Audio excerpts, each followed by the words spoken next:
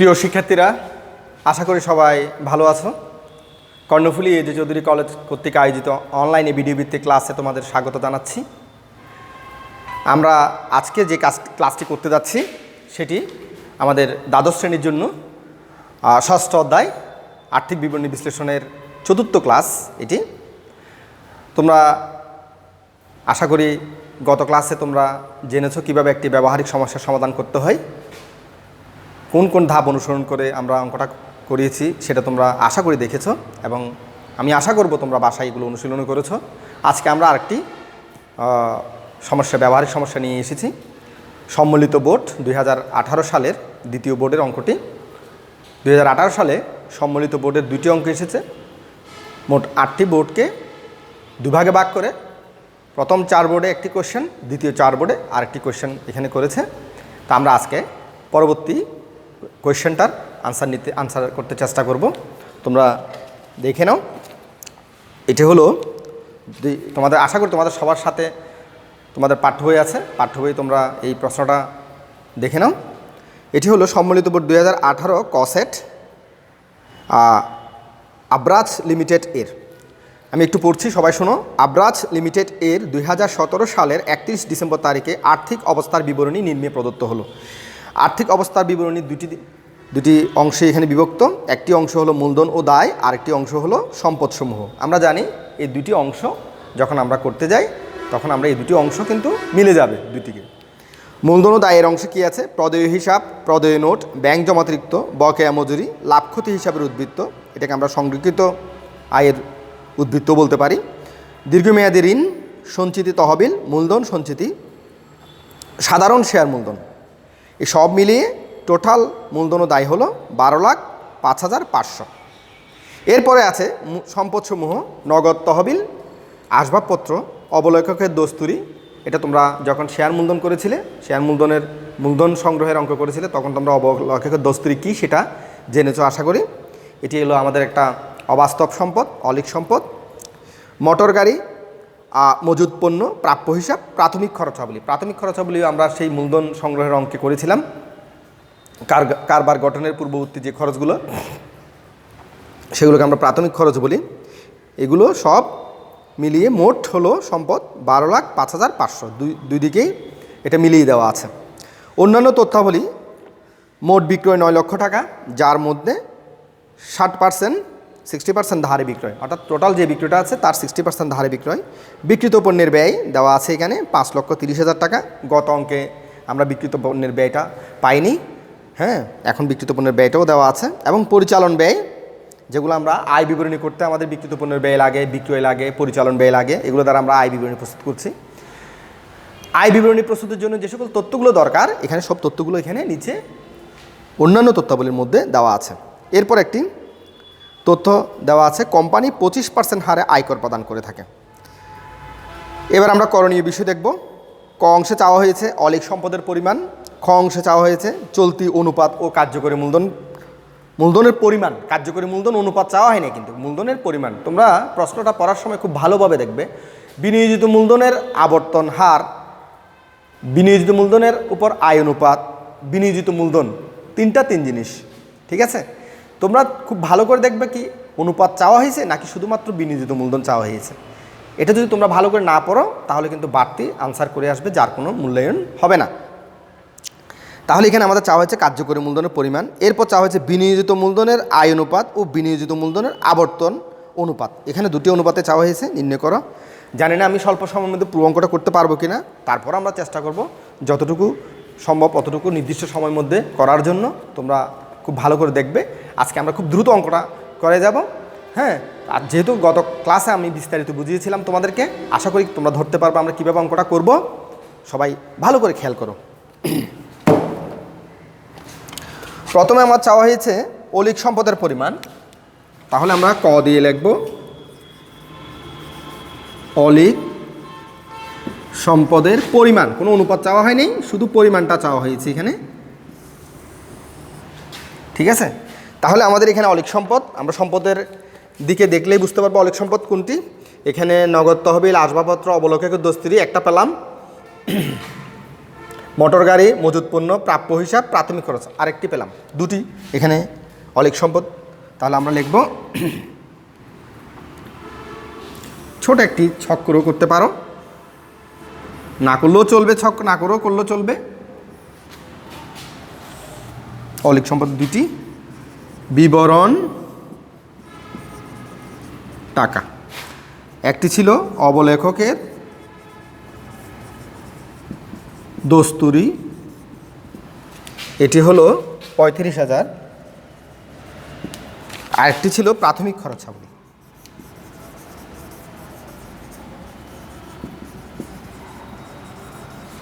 এটি ছিল 42,500। তাহলে মোট দাঁড়ায় 77,500 মোট।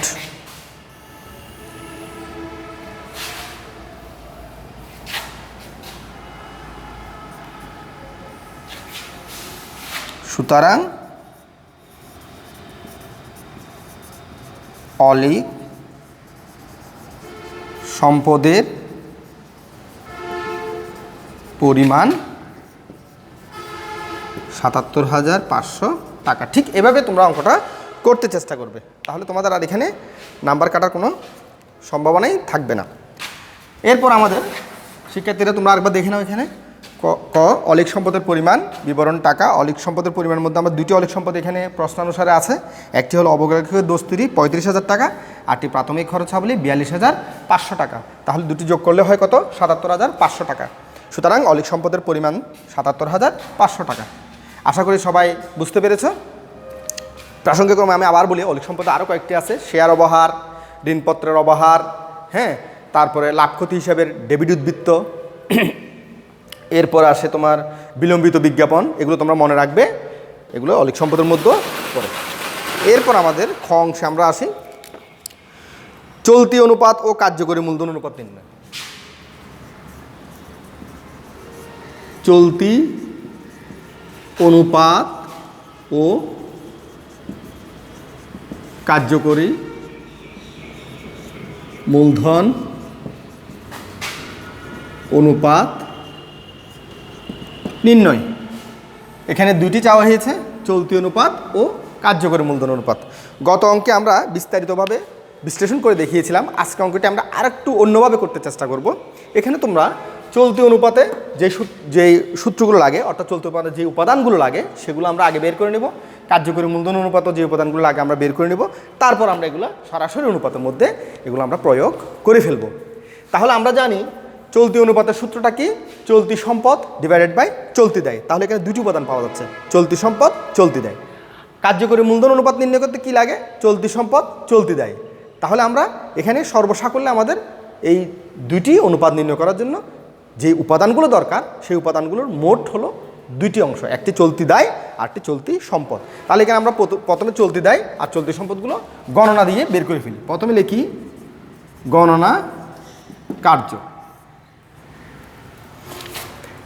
এই গণনা কার্যের মধ্যে প্রথমে আমরা আসবে চলতি সম্পদ সমান। চলতি সম্পদ প্রশ্ন অনুসারে আমরা দেখব প্রদেয় হিসাব, প্রাপ্য হিসাব,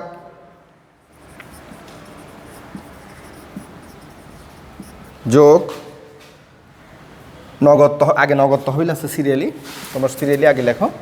নগদ তহবিল, নগদ তহবিল যোগ মজুদ পণ্য। মজুদ পণ্য, যেহেতু এই মজুদ পণ্যটা 2017 সালের 31 ডিসেম্বর দেওয়া আছে, অবশ্যই এটি সমাপনী মজুদ পণ্য, ঠিক আছে। এরপর প্রাপ্য হিসাব, তিনটি অংশ শুধু প্রাপ্য হিসাব। তাহলে এখানে মান বসাই ফেলি আমরা। নগদ তহবিল 1,45,000 টাকা যোগ মজুদ পণ্য আছে 70,000 যোগ প্রাপ্য হিসাব আছে 2,25,000 টাকা সমান একটু দেখি। আচ্ছা, 1,45,000 70 2,22,25,000, তাহলে দাঁড়াবে 4,40,000 টাকা। 5 10 1 2 ঠিক আছে 4,40,000 টাকা। এরপর আমরা বের করব চলতি দায়। চলতি দায়ের মধ্যে আছে প্রদেয় হিসাব যোগ প্রদেয় নোট যোগ ব্যাংক জমাতিরিক্ত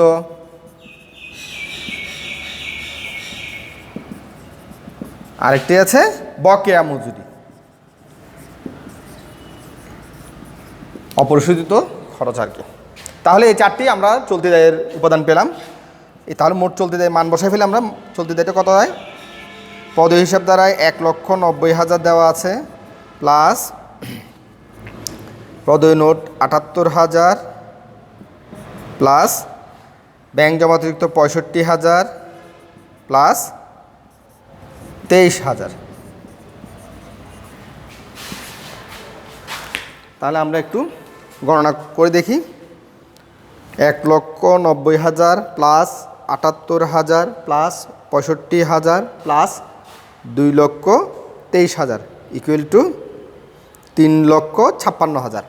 3,56,000।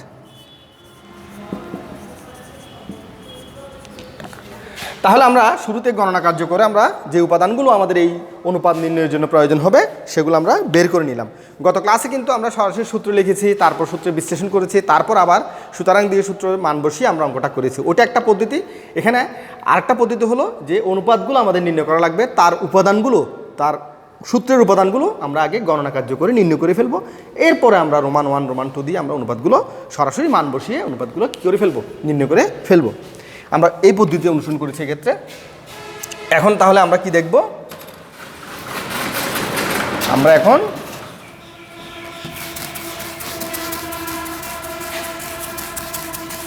দেখব রোমান 1 চলতি অনুপাত সমান চলতি সম্পদ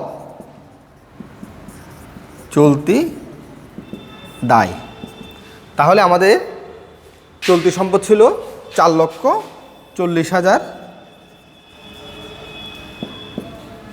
4,40,000 আর চলতি দায় ছিল 3,56,000।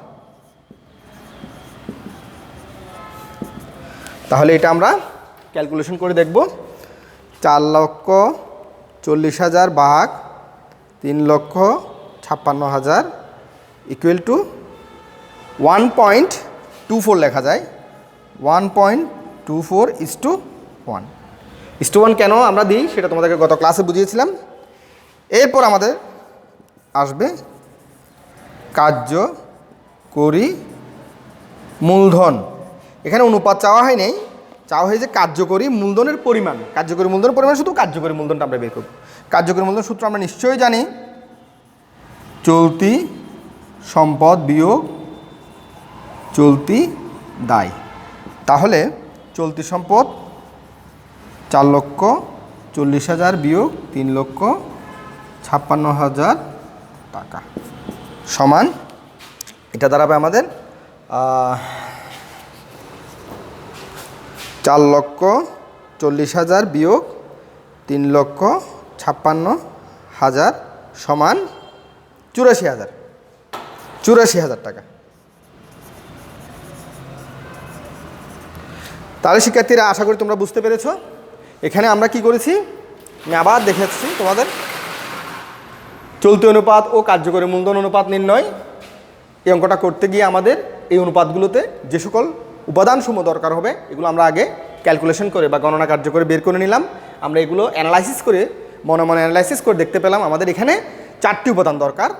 দুটি উপাদান দরকার। একটি হলো চলতি সম্পদ আর একটি চলতি দায়, এই দুটি অনুপাত নির্ণয়ের জন্য। এই কারণে আমরা চলতি সম্পদ চলতি দায় আলাদা আলাদা বের করে নিলাম। তারপর আমরা রোমান 1 বসিয়ে চলতি অনুপাতের মানটা বের করলাম, কার্যকরী মূলধন অনুপাত মানটা বের করলাম। ঠিক আছে, তোমরা এরপরে তোমরা উত্তরের মধ্যে লিখতে পারবা যদি উত্তর লিখতে চাও। উত্তরের মতো করে লেখা আর কি। সুতরাং চলতি অনুপাত 1.24:1 এবং কার্যকরী মূলধনের পরিমাণ 84,000 টাকা। এটা তোমরা পুরো অঙ্কটা করার পর সুতরাং দিয়ে এটা লিখতে পারো, এটা উত্তরের কাজ করে, ঠিক আছে, এটা লেখা ভালো। এখন আমরা নেক্সট আমাদের কি চাওয়া হচ্ছে, নেক্সট চাওয়া হচ্ছে বিনিয়োজিত মূলধনের উপর আয় অনুপাত এবং বিনিয়োজিত মূলধনের পরিমাণ, বিনিয়োজিত মূলধনের আবর্তনের উপর আবর্তন অনুপাত, দুইটি অনুপাত চাওয়া হচ্ছে। আমরা ঠিক এই নিয়মে অঙ্কটা করতে চেষ্টা করব। এখন আজকে যে নিয়মে করাচ্ছি বা যে পদ্ধতিতে আমরা অঙ্কটা করছি সে একই পদ্ধতিতে করতে চেষ্টা করব আমরা।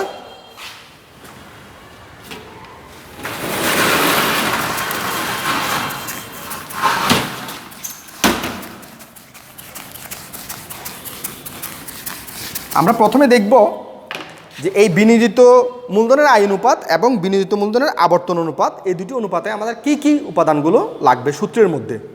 আমরা জানি বিনিয়োজিত মূলধনের আয় অনুপাত নির্ণয় করতে আমাদের লাগবে কর বাদ নেট লাভ ডিভাইডেড বাই বিনিয়োজিত মূলধন, অর্থাৎ কর বাদ নেট লাভ লাগবে, বিনিয়োজিত মূলধন লাগবে, এই দুটি উপাদান আমাদের লাগবে। আর বিনিয়োজিত মূলধন আবর্তন অনুপাতের মধ্যে কি লাগবে, নিট বিক্রয় এবং বিনিয়োজিত মূলধন। তাহলে সর্বসাকুল্যে যদি আমি এই দুটি অনুপাত বিশ্লেষণ করি, এই দুটি অনুপাত বের করার জন্য তার সূত্রগুলোকে যদি আমরা বিশ্লেষণ করি, তিনটি উপাদান আমাদের প্রয়োজন হবে। বিনিয়োজিত মূলধন, নিট লাভ, আরেকটি নিট বিক্রয়, আরেকটি হলো কর বাদ নিট লাভ, আরেকটি হলো কি বাদ, কর বাদ নিট লাভ। এই তিনটি আমরা আগে বের করে নেব, তাহলে আমরা আমাদের সূত্রের মধ্যে এগুলো প্রয়োগ করতে আমরা সুবিধা পাবো। প্রথমে আমি লিখছি গ দিয়ে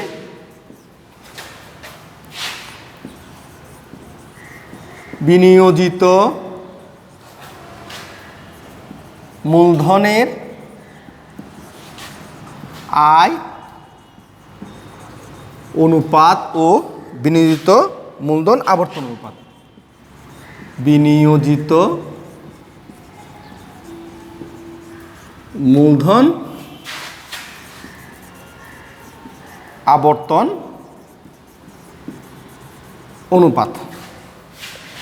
তাহলে এটি হলো আমাদের প্রশ্নের রিকোয়ারমেন্ট, এটি আমরা এখন বের করতে চেষ্টা করব।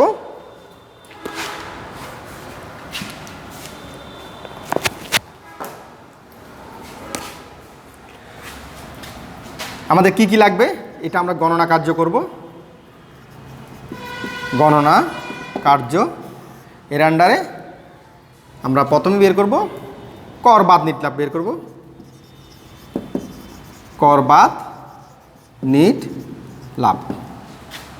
এই কর বাদ নিট লাভ বের করাটা খুব জটিল কিছু নয়, যেহেতু এখানে আর্থিক অবস্থা আর্থিক আয় বিবরণী প্রস্তুতের জন্য আমাদের সব তথ্যগুলো দেওয়া আছে। আমরা আয় বিবরণী প্রস্তুতের মাধ্যমেই সাধারণত নিট লাভ বের করি, তাহলে ওই আমরা আয় বিবরণী প্রস্তুত করে নিট লাভটা কী করব, বের করতে চেষ্টা করব। যে তথ্য অনুযায়ী এখানে কি আছে দেখো সবাই, নিট বিক্রয় দেওয়া আছে প্রশ্নে 9 লক্ষ টাকা, দূর করে লেখো 9 লক্ষ, এখানে লিখবো আমরা টাকা। এখান থেকে আমরা বাদ বিক্রিত পণ্যের ব্যয় বাদ। তোমরা আশা করি সবাই জানো যে আমরা আয় বিবরণী কীভাবে প্রস্তুত করতে হয় এবং কিভাবে আমরা নিট লাভটা বের করতে হয়। নিট লাভ বের করার জন্য যেই বিবরণী প্রস্তুত করতে হয় সেটি হলো আয় বিবরণী। যেহেতু এখানে আমাদের কর বাদ নিট লাভ বের করতে হবে, তাহলে অবশ্যই আমাদেরকে এখানে একটা আয় বিবরণী প্রস্তুতের মাধ্যমে আমাদের কর বাদ নিট লাভটা বের করে নেব। আয় বিবরণী প্রস্তুতের ধাপ তোমরা নিশ্চয়ই জানো, আমি সেই ধাপ অনুযায়ী যাচ্ছি। বিক্রিত পণ্যের ব্যয় 5,30,000, আর একটু কাছে করে লেখা ভালো হবে, একটু কাছে করে লিখছি এখানে 9,05,30,000, তাহলে দাঁড়ায় কত, 3,70,000। এটি হলো কি লাভ, মোট লাভ। এখান থেকে বাদ যাবে পরিচালন ব্যয়। শিক্ষার্থীরা আমি এগুলো কোত্থেকে পাচ্ছি, এগুলো কিন্তু প্রশ্নের অন্যান্য তথ্যাবলীর মধ্যে দেওয়া আছে, সেখান থেকে আমি এটা সংগ্রহ করছি। পরিচালন ব্যয় দেওয়া আছে 42,000, তাহলে দাঁড়াবে 8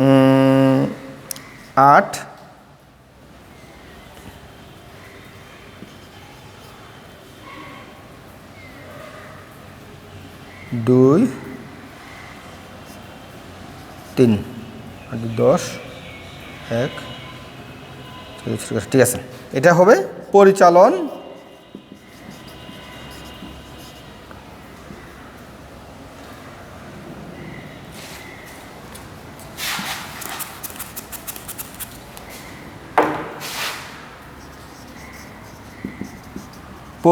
মুনাফা, অথবা বলতে পারি কর পূর্ব, এই অঙ্কের জন্য কর পূর্ব নিট লাভ। এই অঙ্কের জন্য এখান থেকে আমরা বাদ, আর কোনো দফা নাই বিদায় আয়কর আছে, আমরা আয়কর বাদ দেব। আয়কর তোমরা এখানে পরিচালন মুনাফাটা না লিখে ডাইরেক্ট লেখো কর পূর্ব নিট লাভ, এটা সরাসরি লিখে ফেলো কর পূর্ব নিট লাভ। যেহেতু আমি এখানে অন্যান্য তথ্যগুলি আমাদের নেই, আমরা সরাসরি এটাকে কর পূর্ব নিট লাভ বলতে পারি। সব তথ্য যদি দেওয়া থাকে তাহলে আমরা একটা পুরো আয় বিবরণী প্রস্তুতের মাধ্যমে ব্যাপারটা আমরা বিশ্লেষণ করে দেখাতে পারবো। এখন এখানে দরকার নাই, শুধু কর পূর্ব নিট লাভ। এখান থেকে আয়কর বাদ যাবে। আয়করের ব্যাপারে আমাদের প্রশ্ন বলছে আয়কর হলো 15-25%, যে টাকাটা উপরে নির্ণীত হয়েছে আয়কর দত্ত হয় তার উপর 3,28,000 গুণ 25%, তাহলে দাঁড়াবে 3,28,000 গুণ 25% ইকুয়াল টু দাঁড়াবে 82,000। তাহলে আমরা পাবো 6,4,2। এটি হলো কর বাদ নিট লাভ। এই করটা বাদ দিয়েছি বিদায় এটিকে বলা হয় কর বাদ নিট লাভ। তাহলে কি করলাম, নিট বিক্রয় লিখলাম, তার থেকে বিক্রিত পণ্যের ব্যয় বাদ দিয়ে আমরা মোট লাভ পেলাম, এর থেকে পরিচালন ব্যয় বাদ দেওয়ার পর আমরা কর পূর্ব নিট লাভ পেলাম, তার থেকে আয়কর বাদ দেওয়ার পর কর বাদ নিট লাভ পেয়ে গেলাম। একটি আইটেম আমরা পেয়ে গেলাম। এখন আমাদের বের করতে হবে বিনিয়োজিত মূলধন, সরি নিট বিক্রয় লাগবে 2 নম্বর। আমরা নিট বিক্রয় দেওয়া আছে, আর লাগবে না। এখন আমরা বের করব বিনিয়োজিত মূলধন। বিনিয়োজিত মূলধন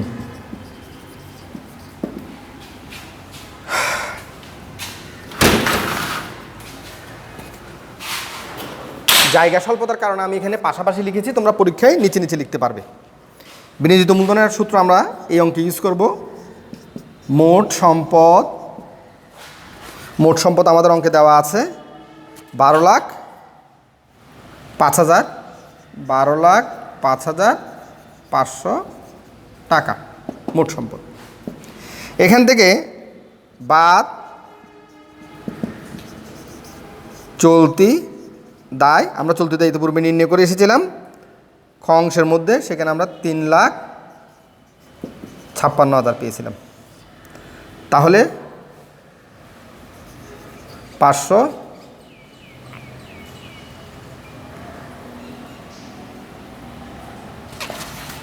একটু আমি নির্ণয় করে দেখি।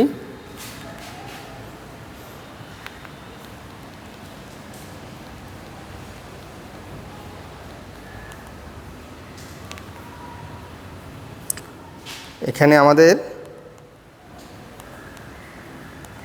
মোবাইলের চার্জ চলে গেছে।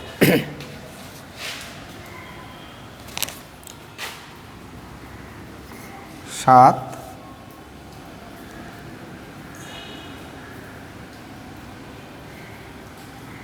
77,000 মেয়েটা একবারে বিয়োগ দিদি।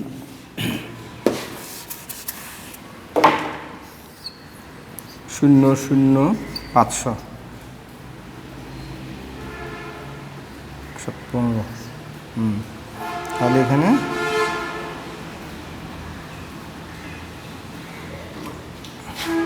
ভুল করেছি, 3,56,000 আর এখানে 12,50,000। আচ্ছা একবার করে ফেলি।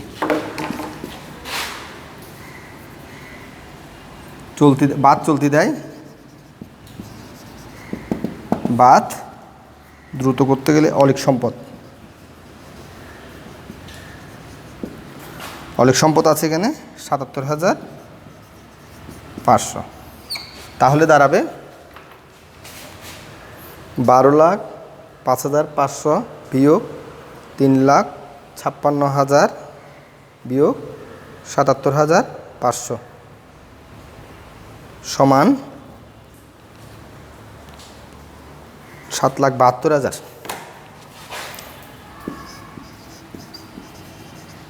আমরা চলতি দায়টা কত নির্ণয় করেছিলাম?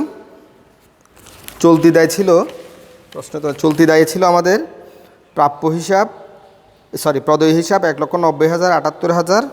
হ্যাঁ, তাহলে চলতি দায় ছিল ৩,৫৬,০০০। ঠিক আছে, ৩,৫৬,০০০। ঠিক আছে, ঠিক আছে শিক্ষার্থীরা, এখানে মোট সম্পদ থেকে চলতি দায় আর মৌলিক সম্পদ বাদ দিয়ে আমরা পেলাম কত? ৭,৭২,০০০। এটা হলো বিনিয়োজিত মূলধন। ঠিক আছে, এখন তাহলে আমরা দুইটা উপাদান পেয়ে গেলাম। আরেকটি দরকার, নিট বিক্রয়। নিট বিক্রয় সমান, তো দেওয়াই আছে প্রশ্নে, ৯ লক্ষ টাকা। তাহলে শিক্ষার্থীরা এই দুইটি অনুপাত বের করার জন্য আমাদের যে তিনটি উপাদান দরকার সূত্রের মধ্যে, সেই তিনটি অনুপাত আমি প্রথমে বের করে নিলাম, ১ নাম্বার, ২ নাম্বার, ৩ নাম্বার। এখন আমরা সরাসরি সূত্র প্রয়োগ করে আমরা এগুলা নির্ণয় করতে চেষ্টা করব। প্রথমে আসি রোমান 1, বিনিয়োজিত মূলধনের আয় অনুপাত। বিনিয়োজিত মূলধনের আয় অনুপাত সমান, আমরা সূত্রটা জানি, করবাদ নিট লাভ লিখেছি, করবাদ এখানে সূত্রটা লিখে ফেলবো আমরা, করবাদ নিট লাভ ডিভাইডেড বাই বিনিয়োজিত মূলধন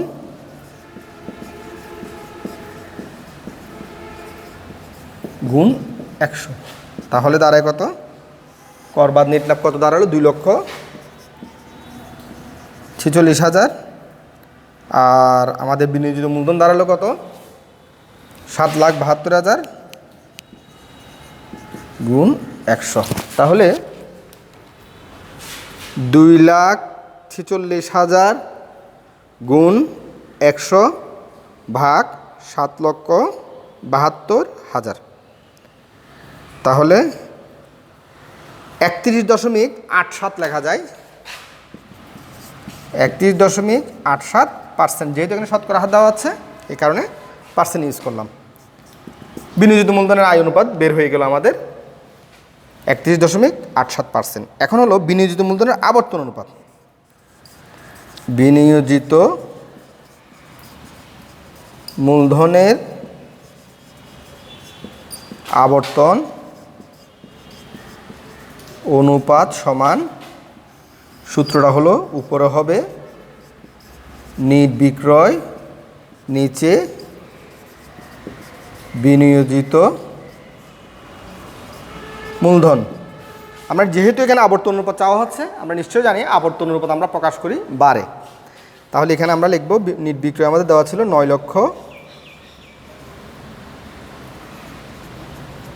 আর বিনিয়োজিত মূলধন ৭,৭২,০০০। আমরা এটাকে ক্যালকুলেশন করে দেখি। ৯ লক্ষ ভাগ ৭,৭২,০০০ সমান ১.১৭। কি লিখতে হবে? বার। ঠিক আছে, তাহলে বিনিয়োজিত মূলধনের আয় অনুপাত দাঁড়ালো ৮১.৮৭%, বিনিয়োজিত মূলধনের আবর্তন অনুপাত দাঁড়ালো ১.১৭%। সুতরাং আমরা এখানে লিখতে পারি, সুতরাং বিনিয়োজিত মূলধনের আয় অনুপাত ৩১.৮৭% এবং বিনিয়োজিত মূলধনের আবর্তন অনুপাত ১.১৭ বার। এটি উত্তরের কাজ করে। এই সুতরাং লেখাটি আমাদের উত্তরের কাজ করবে, অর্থাৎ আমরা প্রশ্ন আনসার করার পর যে উত্তরটা লিখি সেই উত্তরের কাজটা করবে। তাহলে শিক্ষার্থীরা তোমরা এখানে দেখতে পাচ্ছ যে কীভাবে আমরা বিনিয়োজিত মূলধন এবং বিনিয়োজিত মূলধন আবর্তন হার কী পদ্ধতিতে বের করলাম। গত ক্লাসের অঙ্কের ব্যবহারিক সমস্যার সাথে আজকের ক্লাসের ব্যবহারিক সমস্যার তার একটু ডিফারেন্স আছে। গত ক্লাসে আমরা এগুলো বিশ্লেষণ করে অর্থাৎ বিস্তারিত বিশ্লেষণ করে দেখিয়েছি, আর আজকে আমরা ওই সূত্রের উপাদানগুলো প্রথমে বের করে নিয়েছি, তারপর সূত্র প্রয়োগ করে আমরা আমাদের যেই অনুপাতগুলো চাওয়া হয়েছে সেগুলো আমরা বের করে নিয়েছি। আশা করি তোমরা বুঝতে পেরেছ।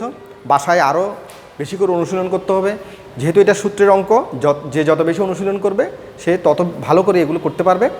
আমি আশা করব তোমরা বাসায় অবশ্যই তোমাদের পাঠ্য বই অনুসরণ করে তোমাদের বোর্ড কোয়েশ্চেনগুলো তোমরা করে ফেলবে। যদি কোনো সমস্যা থাকে তোমাদের শিক্ষাপঞ্জিতে আমাদের নাম্বার দেওয়া আছে, নাম্বারে ফোন করে জানতে পারবে, অথবা তোমরা তোমাদের কমেন্ট বক্সে তোমরা লিখলে আমরা বুঝবো এবং ওখানে আমরা উত্তর দেওয়ার জন্য চেষ্টা করব। শিক্ষার্থীরা তোমরা